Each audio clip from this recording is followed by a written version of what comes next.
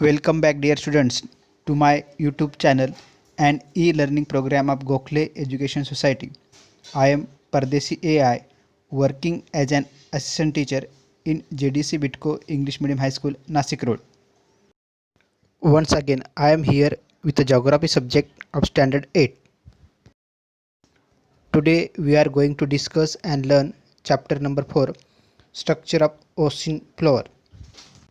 In the first part of the video, we have completed the following topics.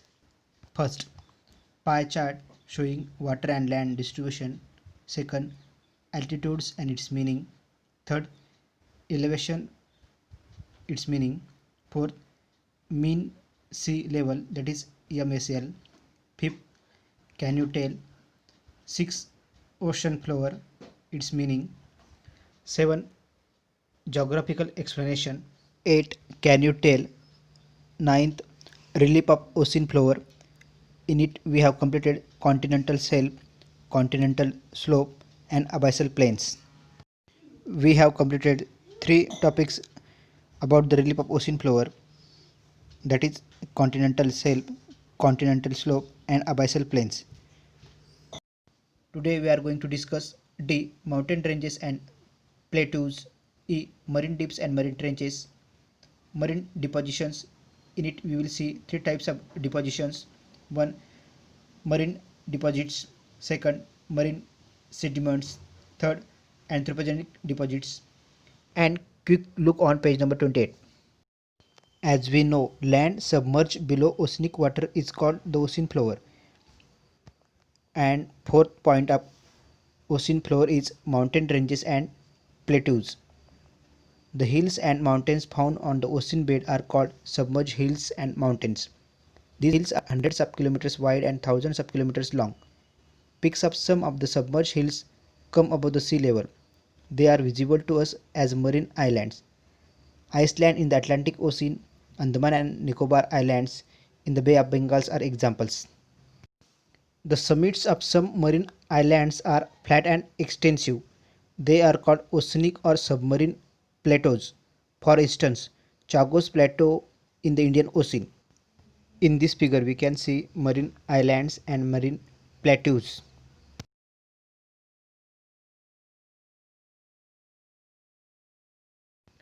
Our last point of ocean floor is marine dips and marine trenches.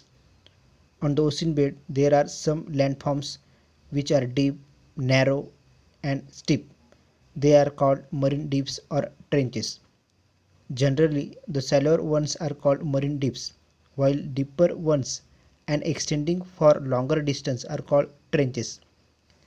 The trenches are thousands of meters deep from the sea level. The Mariana Trench in the Pacific Ocean is the deepest trench in the world. Its depth is around 11,034 meters. The mid-oceanic submerged hills and marine trenches are geologically the most active areas of the ocean bed in the world. There are many active volcanoes here. These areas are also earthquake-prone areas. Earthquakes and volcanic eruptions occurring in the ocean bed give rise to tsunamis in the nearby coastal areas. Observe the figure 4.2 ocean relief on page number 25 and see marine dip and marine trenches.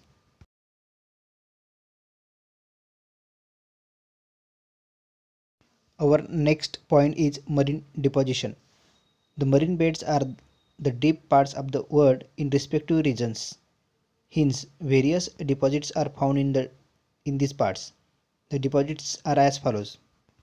First, marine deposits: pebbles, clay, soil, etc. brought by rivers, glaciers, etc. from the continents. The depositions occurs mainly on the continental shelf. They are called marine deposits. Dear students, what is the meaning of depositions? Depositions is the natural process of leaving a layer of a substance on rocks or on a soil. A substance left in this way is known as deposits. What is sediments? Sediments, a soft substance that is like a wet powder and consists of very small pieces of a solid material.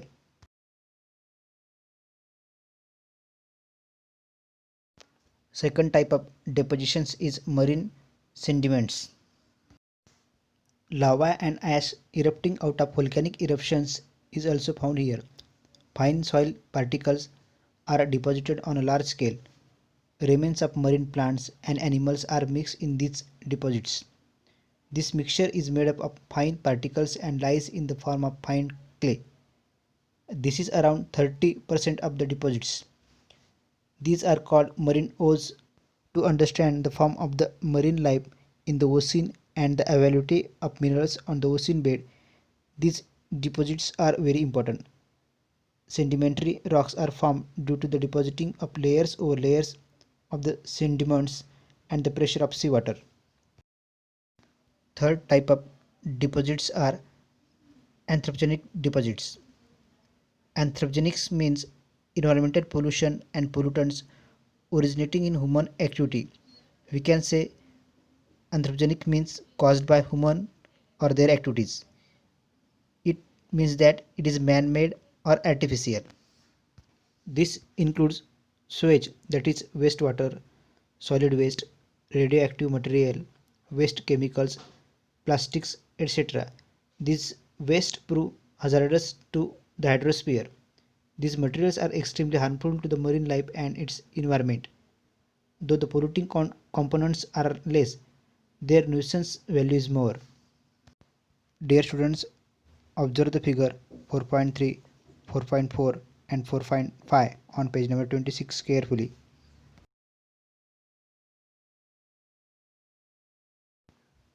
Mean sea level. We have completed this point already in the first part. Dear students, come to the page number 27. On page number 27, all the topics are reduced due to the COVID-19. Dear students, come to the page number 28. We have quick discussion on the questions of that page. First question is choose the correct option. In it A, like there are landforms on land, ocean floor also has submerged landforms because, and the correct option is option number 4. Though land is continuous, its level is not the same everywhere like that of water. Big question is which part of the ocean floor is most useful to the man? And the correct option is option number 1, continental shelf.